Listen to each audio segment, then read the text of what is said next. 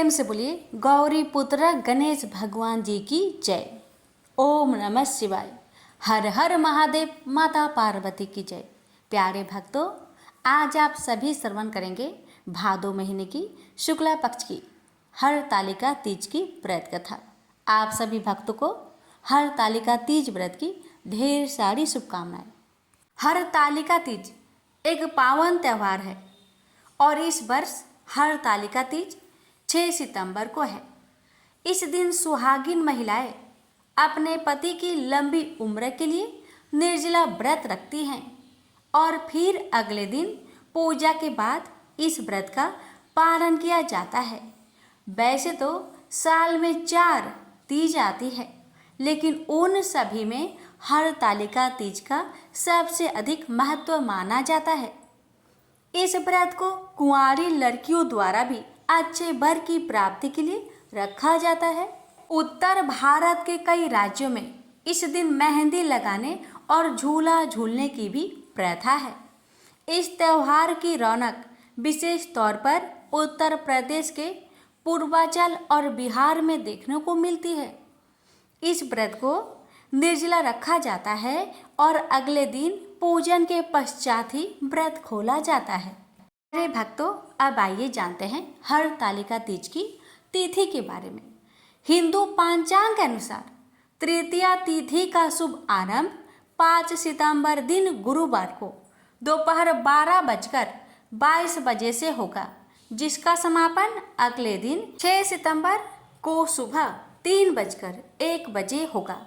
उदया तिथि के अनुसार हरतालिका तीज का व्रत 6 सितंबर को रखा जा रहा है। हरतालिका पूजा मुहूर्त हिंदू पंचांग के अनुसार तृतीया तिथि 6 सितंबर 2024 को सुबह 12:22 पर प्रारंभ होगी और 6 सितंबर को दोपहर 3:01 पर समाप्त होगी। हरतालिका तीज पूजा विधि। हरतालिका तीज पर व्रत रखकर भगवान शिव और माता पार्वती की विधि विधान से पूजा अर्चना करनी चाहिए। नियम अनुसार हरतालिका तीज प्रदोष काल में किया जाता है। सुबह उठकर स्नान आदि के बाद भगवान शिव और माता पार्वती को साक्षी मानकर व्रत का संकल्प ले। दिन भर निर्जला व्रत रहे। सूर्यास्त के बाद के प्रदोष काल में भगवान शिव और माता पार्वती की रेत से बनी मूर्ति को स्थापित कर पूजा करें। पूजा के दौरान सुहाग की सभी वस्तुओं को माता पार्वती को अर्पित करें। हरतालिका तीज की कथा सुने व आरती करें। प्रेम से बोलिए उमापति शंकर भगवान की जय। आइए श्रवण करते हैं हरतालिका तीज व्रत कथा। एक बार की बात है, जब भगवान शिव माँ पार्वती को उनके पूर्व जन्म के बारे में याद कराते हुए कहते हैं कि हे पार्वती, तुमने मुझे पति रूप में पाने के लिए हिमालय पर कठिन तपस्या की थी। यहाँ तक कि तुमने अन्न और जल के साथ साथ सर्दी, गर्मी, बरसात जैसे सभी ऋतुओं में बहुत कष्ट सहा है। तुम्हारी तपस्या देखकर तुम्हारे पिताजी पर्वतराज बहुत दुखी हुए थे। तब एक दिन नारद मुनि तुम्हारे घर आए और उन्होंने तुम्हारे पिताजी से कहा कि मैं भगवान श्री हरि विष्णु के भेजने पर यहाँ आया हूँ। विष्णु जी आपकी पुत्री की तपस्या से बेहद प्रसन्न हुए हैं और वह उनके साथ विवाह करना चाहते हैं। तब नारद मुनि की बात सुनकर तुम्हारे पिताजी अत्यंत प्रसन्न हुए और उन्होंने नारद जी से कहा कि वह विवाह के प्रस्ताव को स्वीकार करते हैं। यह सुनते ही नारद मुनि विष्णु भगवान के पास जाते हैं और उन्हें सूचित करते हैं। फिर भगवान शिव माता पार्वती से कहते हैं कि जब तुम्हारे पिताजी ने यह खबर तुम्हें सुनाई तो काफी दुख हुआ, क्योंकि तुम मुझे पति के रूप में स्वीकार कर चुकी थी।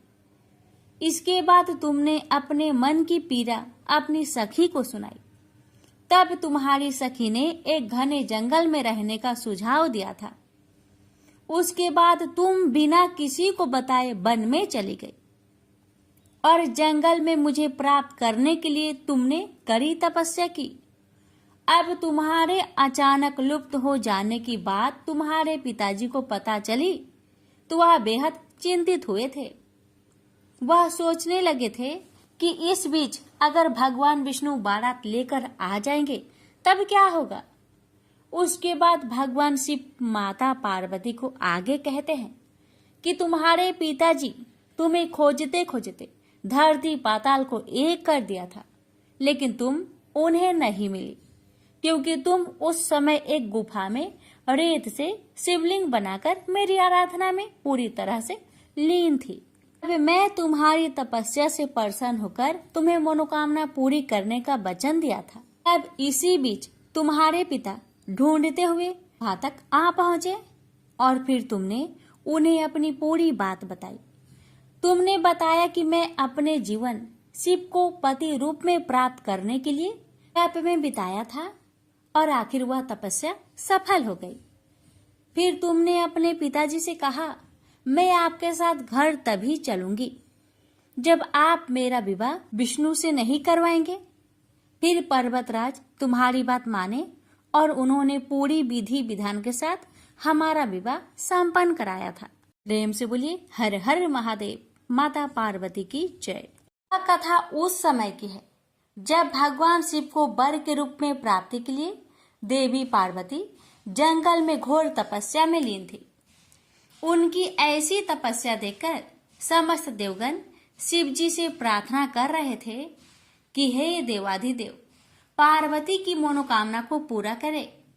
भगवान शिव ने सप्त ऋषियों को पार्वती की परीक्षा लेने के लिए भेजा।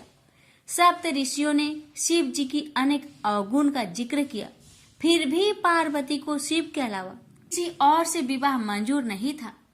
विवाह से पहले जगत पिता शिव अपने होने वाली पत्नी पार्वती में इस जगत के सभी प्राणियों के प्रति उनकी दया भाव को लेकर आश्वस्त होना चाहते थे।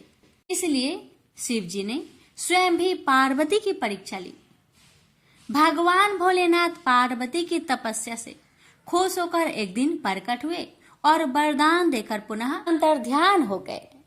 उसके कुछ ही देर बाद वही पास के एक तालाब में विशाल मगरमच्छ ने एक बालक को पकड़ लिया। बालक अपनी प्राण की रक्षा के लिए चिल्लाने लगा। पार्वती से उस बालक की चीख सुनी नहीं गई। द्रवित हृदय से करुणामयी माता पार्वती उस तालाब की ओर भागी। वहां पहुंचकर देखती है कि एक विशाल मगरमच्छ ने एक नन्हे बालक को तालाब के अंदर खींच कर ले जाने की चेष्टा कर रहा है। बालक देवी पार्वती को देखकर रोने लगा और बोला, हे माता, मुझे इस दुष्ट मगरमच्छ से बचा लो। इस संसार में मेरा न पिता है, न माता है और ना ही कोई मित्र। आप ही मेरी प्राण की रक्षा कर सकते हैं। ये सुन माता पार्वती की हृदय और भी द्रवित हो गई और वो बोली, हे ग्रह, तुम इस नन्हे बालक को छोड़ दो। मगरमच्छ बोला, मैं भला क्यों छोड़ूं? इस समय पर जो मुझे मिलता है उसे अपना आहार समझकर ग्रहण कर लेता हूँ। यही मेरा नियम है। मैं इस बालक को नहीं छोड़ूंगा। देवी पार्वती ने पुनः विनीत की, हे ग्रह, तुम इसको छोड़ दो। बदले में तुम्हें जो भी चाहिए वह बोलो। मगरमच्छ बोला, मैं एक ही शर्त पर इस बालक को छोड़ सकता हूँ। वह ये है कि आपने महादेव का जो तपस्या किया है उस तप का फल मुझे दे दीजिए। माता पार्वती तुरंत तैयार हो गई। वो बोली, मैं अपने तप का फल तुम्हें दे दूंगी, लेकिन तुम इस बालक को मुक्त करो। मगरमच्छ फिर बोला, हे देवी, आप ठंडे दिमाग से सोचकर फैसला लो। आवेश में आकर संकल्प मत लो। आपने जो हजारों वर्षों से तप किया है वो देवता से भी संभव नहीं है और उस तप का फल इस तुच्छ बालक के जान के बदले चला जाएगा। माता पार्वती बोली, हे ग्रह, मेरा निश्चय अटल है। मैं अपने हजारों वर्षों के तप का फल तुम्हें देती हूँ। तुम इसका जीवन बख्श दो। फिर माता पार्वती से तपस्या दान का संकल्प करवाया। तप का दान होते ही मगरमच्छ का शरीर एक तेज प्रकाश सा चमक उठा। मगरमच्छ बोला, हे देवी देखो, आपके तप के प्रभाव से मैं प्रकाशमयी हो गया हूँ। आपने सालों की तपस्या एक बच्चे के लिए गवा दी। चाहो तो मैं तुम्हें अपनी गलती सुधारने का एक अवसर और दे सकता हूँ। पार्वती जी ने कहा, तब तो मैं पुनः कर सकती हूँ, किंतु यदि तुम इस बालक को निगल जाते तो क्या इसका जीवन पुनः वापस मिल पाता? देखते ही देखते बालक और मगरमच्छ दोनों ही अदृश्य हो गए। पार्वती जी ने सोचा, मैंने तप दान कर दिया, अब पुनः तपस्या प्रारंभ करती हूँ, और फिर से तपस्या करने का संकल्प लिया। संकल्प लेते ही फिर से भगवान शिव प्रकट हुए और बोले, हे पार्वती, भला अब क्यों तपस्या करने जा रही हो? पार्वती जी ने कहा, प्रभु, मैंने अपनी सारी तपस्या दान कर दिया है। आपको पति के रूप में पाने के लिए मैं फिर से वैसा ही कठिन तपस्या कर आपको प्रसन्न करूंगी। शिव जी ने कहा, हे पार्वती, मगरमच्छ और लड़के दोनों ही रूपों में मैं ही था। तुम्हारा चित्त संसार के सुख दुख का अनुभव करता है या नहीं, इसकी परीक्षा लेने के लिए मैंने ही यह सब किया था। सभी रूपों में दिखने वाला मैं ही हूँ। तुमने अपना तपस्या मुझे ही दिया है। इस तरह पार्वती जी ने अपनी परीक्षा में सफल हुई। प्रेम से बोलिए, हर हर महादेव। एक बार महादेव पार्वती वन में गए। चलते चलते गहरे वन में पहुंच गए तो पार्वती जी ने कहा, भगवान, मुझे प्यास लगी है। महादेव ने कहा, देवी देखिए, उस तरफ पंछी उड़ रहे हैं, वहाँ जरूर पानी होगा। पार्वती जी वहाँ गई। वहाँ एक नदी बह रही थी। पार्वती जी ने पानी की अंजुली भरी तो दूब का गुच्छा आया, और दूसरी बार अंजुली भरी तो टीसू के फूल, तीसरी बार अंजलि भरने पर ढोकला नामक फल आया। इस बात से पार्वती जी के मन में कई तरह के विचार उठे, पर उनकी समझ में कुछ नहीं आया। महादेव जी ने बताया कि आज भादो मास की तीज है। सारी महिलाएं अपने सुहाग के लिए गौरी उत्सव करती है। गौरी जी को चढ़ाए हुए दूब, फूल और अन्य सामग्री नदी में बहाकर आ रहे हैं। पार्वती जी ने महादेव जी से विनती की कि हे स्वामी, 2 दिन के लिए आप मेरे माता पिता का नगर बनवा दीजिए, जिससे सारी स्त्रियां आकर तीज का व्रत पूजन कर उत्सव कर सके, और मैं खुद ही उनको सुहाग बढ़ाने वाला आशीर्वाद दूं। महादेव जी ने अपनी शक्ति से ऐसा ही किया। थोड़ी देर में स्त्रियां का झुंड आया तो पार्वती जी को चिंता हुई और महादेव जी के पास जाकर कहने लगी, प्रभु, मैं तो पहले ही वरदान दे चुकी हूँ। अब आप दया करके इन स्त्रियों को अपनी तरफ से सौभाग्य का वरदान दे। पार्वती के कहने से महादेव जी ने उन्हें सौभाग्य का वरदान दिया। प्रेम से बोलिए, हर हर महादेव। माता पार्वती की जय। एक बार भगवान शिव, पार्वती माता और नारद जी साथ में भ्रमण करने के लिए निकले। भादो शुक्ल तृतीया के दिन एक गांव में पहुंचे। उस गांव के गरीब महिलाओं को जब उनके आने की खबर मिली तो वो थाल में हल्दी और अक्षत लेकर उनके स्वागत के लिए पहुंच गई। मां पार्वती उन महिलाओं की निश्चल भावना से प्रसन्न हुई और उन पर सुहाग रस का आशीर्वाद बरसा दिया। कुछ ही समय पश्चात धनी वर्ग की महिलाएं सोने चांदी की थाली में तरह तरह के पकवान लेकर और 16 श्रृंगार किए भगवान शिव और माता पार्वती के पास पहुंची। इन स्त्रियों को देखने के लिए भगवान शिव ने माता पार्वती से प्रश्न किया कि तुमने तो सारा सुहाग रस निर्धन वर्ग की महिलाओं को दे दिया, अब इन्हें क्या दोगी?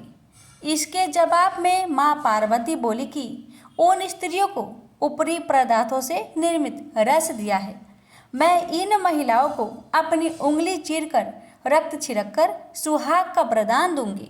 माता पार्वती ने उन महिलाओं को आशीर्वाद दिया कि वो वस्त्र, आभूषण और बाहरी मोह माया का त्याग कर अपने पति की सेवा तन मन और धन से करेगी। उन्हें अखंड सौभाग्य की प्राप्ति होगी। इस घटना के बाद पार्वती माँ भगवान भोलेनाथ से आज्ञा लेकर नदी में स्नान के लिए चली गई। माता ने स्नान के बाद बालू से भगवान शिव की मूर्ति बनाई और उनकी पूजा की। भोग लगाकर तथा प्रदक्षिणा करके 2 कण का प्रसाद ग्रहण किया और माथे पर टीका लगाया। उस पार्थिव लिंग से शिव जी स्वयं प्रकट हुए और उन्होंने माता पार्वती को वरदान दिया कि आज के दिन जो महिलाएं मेरा पूजन करेगी और तुम्हारा व्रत करेगी, उसका जीवन साथी चिरंजीवी रहेगा और मोक्ष की प्राप्ति होगी। प्रेम से बोलिए हर हर महादेव, माता पार्वती की जय। प्यारे भक्तों, अब आप श्रवण करेंगे सभी व्रतों में सुनी जाने वाली भगवान गणेश की कथा और उसके बाद श्रवण करेंगे लापसी तापसी की कथा और अंत में सुनेंगे तीज माता की आरती। हमारी आपसे निवेदन है कि जो भी माताएं, जो भी भक्त इस कथा को सुन रही है, प्लीज़ वीडियो को लाइक शेयर अवश्य कीजिएगा और चैनल पर पहली बार आए हैं तो हमारे चैनल को सब्सक्राइब अवश्य कीजिएगा। तो आइए श्रवण करते हैं अमर सुहाग देने वाली गणेश भगवान की कथा।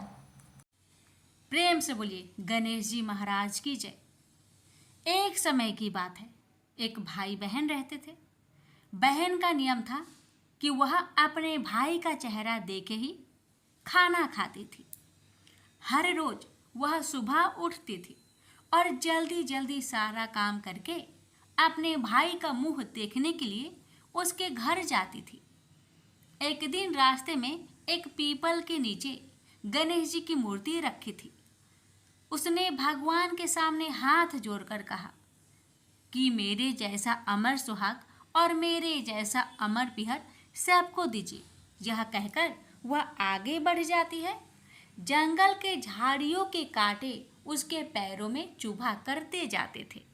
एक दिन भाई के घर बहन पहुंची और भाई का मुख देखकर बैठ गई तो भाभी ने पूछा, पैरों में क्या हो गया है? यह सुनकर उसने भाभी को जवाब दिया कि रास्ते में जंगल के झाड़ियों के गिरे हुए कांटे पाँव में चुभ गए हैं। जब वह वापस अपने घर आ जाए तब भाभी ने अपने पति से कहा कि रास्ते को साफ करवा दो, आपकी बहन के पाँव में बहुत सारे कांटे चुभ गए हैं। भाई ने तब कुल्हाड़ी लेकर सारी झाड़ियों को काटकर रास्ता साफ कर दिया, जिससे गणेश जी का स्थान भी वहां से हट गया। यह देखकर भगवान गुस्सा हो गए और उसके भाई के प्राण हर लिए। लोग अंतिम संस्कार के लिए जब भाई को ले जा रहे थे तब उसकी भाभी रोते हुए लोगों से कही, थोड़ी देर रुक जाओ, उसकी बहन आने वाली है, वह अपने भाई का मुख देखे बिना नहीं रह सकती, उसका यह नियम है। तब लोगों ने कहा, आज तो देख लेगी पर कल कैसे देखेगी? रोज दिन की तरह बहन अपने भाई का मुंह देखने के लिए जंगल में निकली। तब जंगल में उसने देखा कि सारा रास्ता साफ किया हुआ है। जब वह आगे बढ़ी तो उसने देखा कि सिद्धि विनायक को भी वहां से हटा दिया गया है। तब उसने जाने से पहले गणेश जी को एक अच्छे स्थान पर रखकर उन्हें स्थान दिया और हाथ जोड़कर बोली, भगवान मेरे जैसा अमर सुहाग और मेरे जैसा अमर पिहर सबको देना। और फिर बोलकर आगे निकल गई। भगवान तब सोचने लगे, अगर इसकी नहीं सुनी तो हमें कौन मानेगा, हमें कौन पूजेगा? तब सिद्धि विनायक ने उसे आवाज़ दी, बेटी इस खेजड़ी की 7 पत्तियां लेकर जा और उसे कच्चे दूध में घोलकर भाई के ऊपर छींटा मार देना, वह उठकर बैठ जाएगा। यह सुनकर जब बहन पीछे मुड़ी तो वहाँ कोई नहीं था। फिर वह यह सोचने लगी कि ठीक है, जैसा सुना वैसा कर लेती हूँ। फिर वह 7 खेजड़ी की पत्तियां लेकर अपने भाई के घर पहुँची। उसने देखा वहाँ कई लोग बैठे हुए हैं, भाभी बैठी रो रही है और भाई की लाश रखी है। तब उसने उस 7 पत्तियों को बताए हुए नियम के तहत भाई के ऊपर इस्तेमाल किया। तब भाई उठकर बैठ गया। भाई बोला बहन से, बोला मुझे बहुत ही गहरी नींद आ गई थी। तब बहन बोली, यह नींद किसी दुश्मन को भी ना आए। और उसने सारी बात अपने भाई को बता दी। तो मान्यता के अनुसार ये है गणेश जी की चमत्कारी कथा। प्रेम से बोलिए गणेश भगवान जी की जय हो। एक बार गणेश जी ने पृथ्वी के मनुष्य की परीक्षा लेने का विचार किया। वे अपना रूप बदलकर पृथ्वी पर भ्रमण करने लगे। उन्होंने एक बालक का रूप बना लिया। एक हाथ में एक चम्मच में दूध ले लिया और दूसरे हाथ में एक चुटकी चावल ले लिए और गली गली घूमने लगे। साथ ही साथ आवाज लगाते चल रहे थे, कोई मेरे लिए खीर बना दे, कोई मेरे लिए खीर बना दे। कोई भी उन पर ध्यान नहीं दे रहा था, बल्कि लोग उन पर हंस रहे थे। वे लगातार एक गांव के बाद दूसरे गांव इसी तरह चक्कर लगाते हुए पुकारते रहे, पर कोई खीर बनाने के लिए तैयार नहीं था। सुबह से शाम हो गई, गणेश जी लगातार घूमते रहे। एक बुढ़िया थी, शाम के वक्त अपनी झोपड़ी के बाहर बैठी हुई थी। तभी गणेश जी वहां से पुकारते हुए निकले कि कोई मेरी खीर बना दे, कोई मेरी खीर बना दे। बुढ़िया बहुत कोमल हृदय वाली स्त्री थी। उसने कहा, बेटा मैं तेरी खीर बना देती हूँ। गणेश जी ने कहा, माई अपने घर में से दूध और चावल लेने के लिए बर्तन ले आओ। बुढ़िया एक कटोरी लेकर जब झोपड़ी के बाहर आई तो गणेश जी ने कहा, अपने घर का सबसे बड़ा बर्तन लेकर आओ। बुढ़िया को थोड़ी झुलझुलाहट हुई, पर उसने कहा, चलो बच्चे का मन रख लेती हूँ, और अंदर जाकर वह अपने घर का सबसे बड़ा पतीला लेकर बाहर आई। गणेश जी ने चम्मच से पतीले में दूध उड़ेलना शुरू किया। तब बुढ़िया के आश्चर्य की सीमा ना रही। जब उसने देखा दूध से पूरा पतीला भर गया है, एक के बाद एक वह बर्तन झोपड़ी से बाहर लाती गई और उसमें गणेश जी दूध भरते चले गए। इस तरह से घर के सारे बर्तन दूध से लबालब भर गए। गणेश भगवान ने बुढ़िया से कहा, मैं स्नान करके आता हूँ, तब तक तुम खीर बना लो, मैं वापस आकर खाऊंगा। बुढ़िया ने पूछा, मैं इतनी सारी खीर का क्या करूंगी? इस पर गणपति जी बोले, सारे गांव को दावत दे दो। बुढ़िया ने बड़े प्यार से मन लगाकर खीर बनाई। खीर की भीनी भीनी मीठी मीठी खुशबू चारों दिशाओं में फैल गई।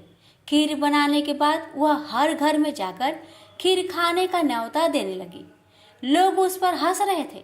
बुढ़िया के घर में खाने को दाना नहीं और यह सारे गांव को खीर खाने की दावत दे रही है।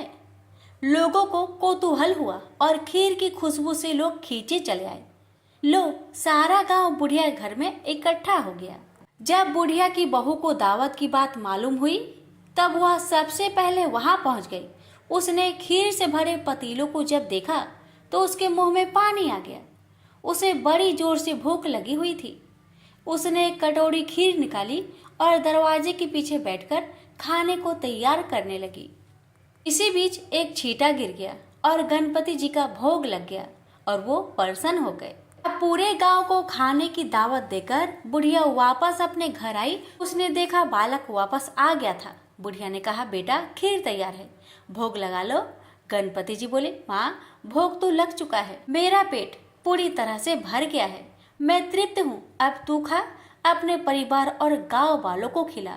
बुढ़िया ने कहा, यह तो बहुत ज्यादा है, सबका पेट भर जाएगा, इसके बाद भी यह बच जाएगी। उस बची खीर का मैं क्या करूंगी? इस पर गणेश जी बोले, उस बची खीर को रात में अपने घर के चारों कोनों में रख देना। और बुढ़िया ने ऐसा ही किया। जब सारा गांव जी भरकर खा चुका, तभी ढेर सारी खीर बच गई। उसने उसके पत्रों को अपने घर के चारों तरफ रख दिया। वहां उठकर उसने क्या देखा? पतीले में खीर के स्थान पर हीरे, जवाहरात और मोती भर गए हैं। बहुत खुश हुई। उसकी सारी दरिद्रता दूर हो गई। वह आराम से रहने लगी। उसने गणपति जी का एक भव्य मंदिर बनवाया और साथ में एक बड़ा सा तालाब भी खुदवाया। इस तरह उसका नाम दूर दूर तक प्रसिद्ध हो गया। उस जगह वार्षिक मेले लगने लगे। लोग गणेश जी की कृपा प्राप्त करने के लिए उस स्थान पर पूजा करने और मान्यताएं मानने के लिए आने लगे। गणेश जी सबकी मनोकामनाएं को पूरी करने लगे। प्रेम से बोलिए गणेश भगवान की जय। लापसी तपसी की कथा। एक लापसी था, एक तपसी था। तपसी हमेशा भगवान की तपस्या में लीन रहता था। लपसी रोजाना सवा सेर की लापसी बनाकर भगवान का भोग लगाकर जीम लेता था। एक दिन दोनों लड़ने लगे। लपसी बोला, मैं रोज भगवान की तपस्या करता हूँ, इसलिए मैं बड़ा हूँ। लपसी बोला कि मैं रोज भगवान को सवा सेर लापसी का भोग लगाता हूँ, इसलिए मैं बड़ा हूँ। नारद जी वहां से गुजर रहे थे। दोनों को लड़ता देखकर उनसे पूछा कि क्यों तुम लड़ रहे हो। लपसी ने खुद को बड़ा होने का कारण बताया और तपसी ने अपना कारण बताया। नारद जी बोले, तुम्हारा फैसला मैं कर दूंगा। दूसरे दिन लपसी और तपसी नहाकर अपनी रोज की भक्ति करने आए तो नारद जी ने छुपकर 1.25 करोड़ की एक एक अंगूठी उन दोनों के आगे रख दी। तपसी की नजर जब अंगूठी पर पड़ी तो उसने चुपचाप अंगूठी उठाकर अपने नीचे दबा ली। लपसी की नजर अंगूठी पर पड़ी लेकिन उसने ध्यान नहीं दिया। भगवान को भोग लगाकर लपसी खाने लगा। नारद जी सामने आए तो दोनों ने पूछा कि कौन बड़ा। तो नारद जी ने तपसी को खड़ा होने को कहा। वो खड़ा हुआ तो उसके नीचे दबी अंगूठी दिखाई पड़ी। नारद जी ने तपसी से कहा, तपस्या करने के बाद भी तुम्हारी चोरी करने की आदत नहीं गई, इसलिए लपसी बना है और तुम्हें तुम्हारी तपस्या का कोई भी फल नहीं मिलेगा। तपसी शर्मिंदा होकर माफी मांगने लगा। उसने नारद जी से पूछा, मुझे मेरी तपस्या का फल कैसे मिलेगा। नारद जी ने कहा, यदि कोई गाय और कुत्ते की रोटी नहीं बनाएगा तो फल तुझे मिलेगा। यदि कोई ब्राह्मण को भोजन करवाकर दक्षिणा नहीं देगा तो फल तुझे मिलेगा। यदि कोई साड़ी के साथ ब्लाउज नहीं देगा तो फल तुझे मिलेगा। यदि कोई दिए से दिया जलाएगा तो फल तुझे मिलेगा। यदि कोई सारी कहानी सुने लेकिन तुम्हारी कहानी नहीं सुने तो फल तुझे मिलेगा। उसी दिन से हर व्रत कथा कहानी के साथ लपसी तपसी की कहानी भी सुनी और कही जाती है। प्रेम से बोलिए लक्ष्मी नारायण की जय। भक्तों, अब आप श्रवण करेंगे आरती।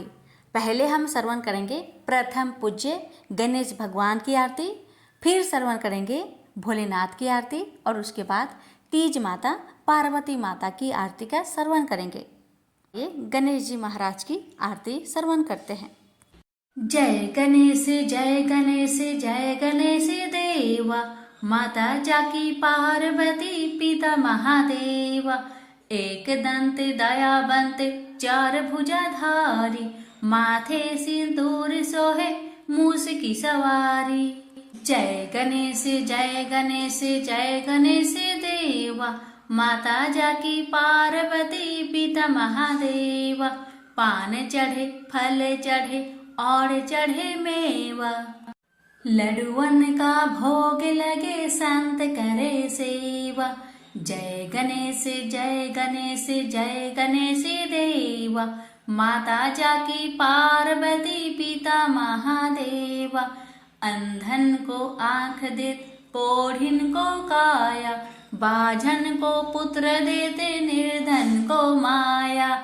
जय गणेश जय गणेश जय गणेश देवा, माता जाकी पार्वती पिता महादेवा। सूर्य श्याम शरण आए सफल कीजिए सेवा, माता जाकी पार्वती पिता महादेवा। जय गणेश जय गणेश जय गणेश देवा, माता जाकी पार्वती पिता महादेवा। दीनन की लाज रखो शंभु सुते कारी, कामना को पूर्ण करो जाओ भलिहारी। जय गणेश जय गणेश जय गणेश देवा, माता जाकी पार्वती पिता महादेवा। प्रेम से बोलिए गणेश भगवान की जय। शिव जी की आरती। ओम जय शिव ओंकारा, स्वामी जय शिव ओंकारा। ब्रह्मा विष्णु सदा शिव अर्धांगी धारा। ओम जय शिव ओंकारा। स्वामी जय शिव ओंकारा। एकानन चतुरानन पंचानन राजे, हंसानन गरुड़ासन वृषवाहन साजे। ओम जय शिव ओंकारा। स्वामी जय शिव ओंकारा। दो भुज चार चतुर्भुज, 10 भुज अति सोहे। त्रिगुण रूप निरखते, त्रिभुवन जन मोहे। ऐछि माला बने माला, मुंड माला धारी। त्रिपुरारी कंसारी करे माला धारी। श्वेतांबर पीतांबर बाघंबर अंगे। सनकादिके गरुणादिके भूतादिके संगे। कर के माध्य का मंडलु चक्र त्रिशूलधारी। सुखकारी दुखहारी जगपालनकारी। ब्रह्मा विष्णु सदा शिव जानत अविवेका। मधु के टप दो मारे, सुर भयहीन करे। लक्ष्मी व सावित्री पार्वती संगा। पार्वती अर्धांगी, शिव लहरी गंगा। पर्वत सोहे पार्वती, शंकर कैलासा। भांग धतुर का भोजन, भस्मी में बासा। जटा में गंग बहत है, गल मुंडन माला। शेष नाग लिपटावत, ओढ़त मृगी छाला। काशी में विराजे विश्वनाथ, नंदी ब्रह्मचारी। नीत उठ दर्शन पावत, महिमा अति भारी। त्रिगुण स्वामी जी की आरती, जो कोई नरे गावे। कहत शिवानंद स्वामी, मनवांछित फल पावे। ओम नमः शिवाय। हर हर महादेव। माता पार्वती की जय। आइए श्रवण करते हैं तीज माता की आरती। जय पार्वती माता, जय पार्वती माता। ब्रह्म सनातन देवी, सुफल कदा दाता। जय पार्वती माता, जय पार्वती माता। अरिकुल पद्म विनाशिनी, जय सेवके त्राता। जग जीवन जगदम्बा, हरिहर गुण गाता। जय पार्वती माता, जय पार्वती माता। सिंह को वाहन साजे, कुंडल है साथा। एव मधु जह गावत, नित्य करता था।